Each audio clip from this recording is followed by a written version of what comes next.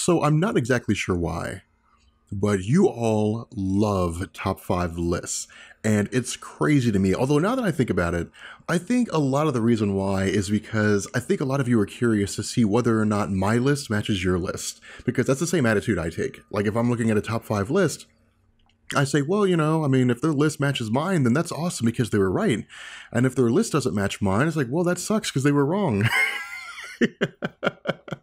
But in any event, because you guys seem to love top five lists so much, I figured why not dedicate a day to it? So in addition to the return of Comics Request Monday starting next week, what we're going to do is we're going to kick off this week with the establishment of Top 5 Tuesday, where we're going to go through and we're going to make a top five list of any one particular thing, the top five best lanterns, the top five Superman moments, and in this video, we're going to be doing the top five moments of Thanos, the Mad Titan.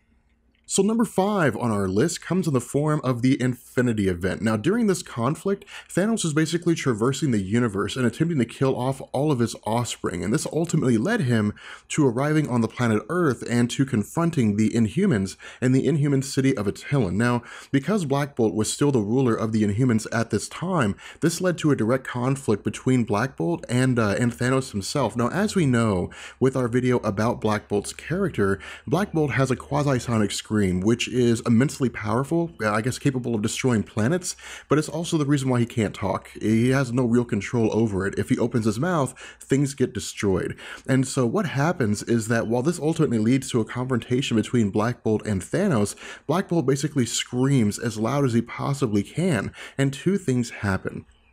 The first is that the Terrigen bomb detonates, spreading the Terrigen mist all over the planet Earth and actually causing somewhat of a reduction in the powers of Black Bolt. But the second thing that happens is that Thanos withstands the full scream of Black Bolt. And so this to me is incredibly impressive because it simply means that Thanos is immensely powerful, far more powerful than the Incredible Hulk when he's at his normal state, not fully enraged. But what ends up happening here is that Thanos, in response to Black Bolt basically refusing to tell Thanos where his son is, Thanos grabs the head of Black Bolt, tells him to take his secrets to the grave, and smashes his head into the ground. It is one of the coolest moments in the entire Infinity Event. At least I think it is. It's one of the coolest things. It was probably one of my top 5 moments in the Infinity Event proper. Now, coming in at number 4 on our list is actually a really interesting one. This is one that I actually didn't learn about until pretty recent. In fact, when I was making this top 5 list. What happened is that in 1974, Marvel began to produce a series of Spider-Man related stories that were for kids. They weren't really for teenagers anymore. They were targeting the younger children as a way to bring them in to the popularity of Spider-Man. And so what they released was a series called Spidey Super Stories. Now, in issue number 39, what happens here is the Cosmic Cube falls into the hands of one of Marvel's oldest characters, a woman named Patricia Walker, or at least as she's referred to, the Cat, or sometimes Hellcat. But what ends up happening here is that Thanos arrives in his Thanos copter. It's literally a helicopter that says Thanos on the side of it. It's actually pretty cool.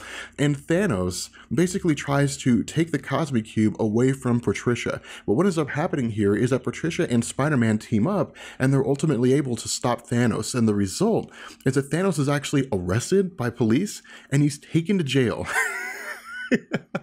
So again, this is targeted towards kids. This is targeted towards, very young kids. But I thought it was pretty awesome. It was pretty funny to see Thanos, the Mad Titan, the destroyer of worlds, to see him arrested and taken to jail.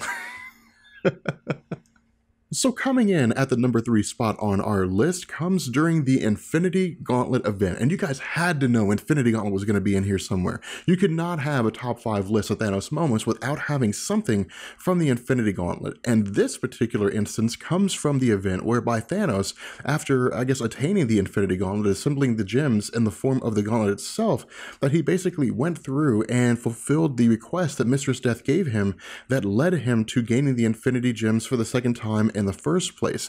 What he does, without displaying any kind of crazy stuff, he doesn't blow up planets, he doesn't use fireworks or any kind of flashy, gaudy things.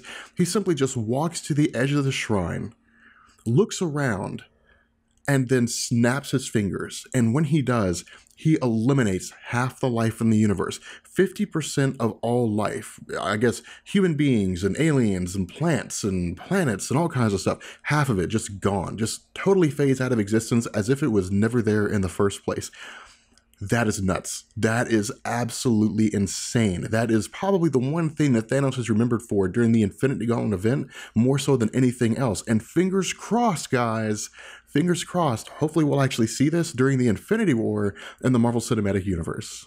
So rounding out our list in the number 2 spot is the Heart of Infinite Power, or some people refer to it, the Heart of the Universe. Now in this story, what Thanos did is he basically captured the heart of the universe. He captured the power of the one above all, and in doing so, he basically destroyed everything. And it was really cool because what he said was that where the Infinity Gauntlet gave him absolute power over manipulating the very facets of reality or the very facets of the universe, that the heart of the universe itself was basically making him, or at least it did make him, the universe itself. And so he was no longer manipulating something, he was that something. And so it's kind of hard to differentiate in terms of what the power levels are, or I guess what the differences are in terms of what he could do with these two things. But what this basically meant was that he was able to wipe out everything. I mean, he wiped out the Living Tribunal, he wiped out all the cosmic entities, he even destroyed the multiverse. There actually came a point when it was simply just a void of blackness and he was the only thing in it. The only people who were protected from him were Gamora and Adam Warlock and somebody else. I can't remember what her name was. But the fact remains here that Adam Warlock actually appears to Thanos and says, this is dumb, and you're dumb for doing it. Like, you need friends, you need people in your life, you need, at the very least, individuals you can fight just for the sake of saying that you can fight them and kill them. And so Thanos agrees, and Thanos ends up just setting everything back to normal. He wasn't defeated, like, no one defeated him. He simply just set everything back to normal. He got bored, basically, and said, okay, let's set everything back to the way it was. Which, to me, is ridiculous in terms of the scope of power that Thanos had. And so here's the question. If the Infinity Gauntlet is number 3, and this ridiculous display of power in the Heart of the Universe event is number 2, then what's number 1?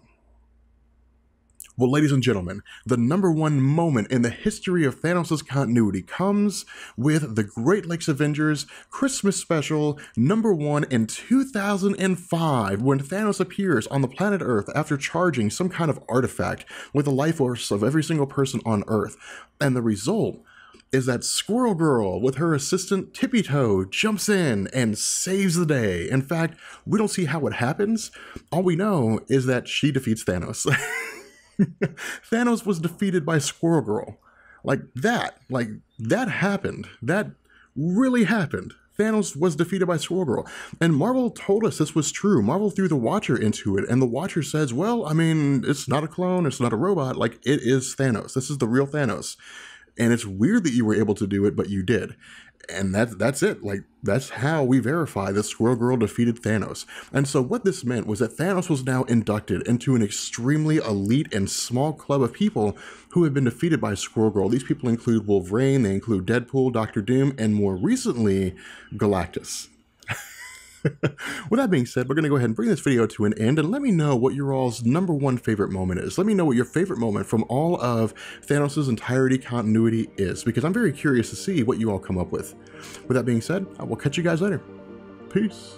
I will always be doing for as if it's not there.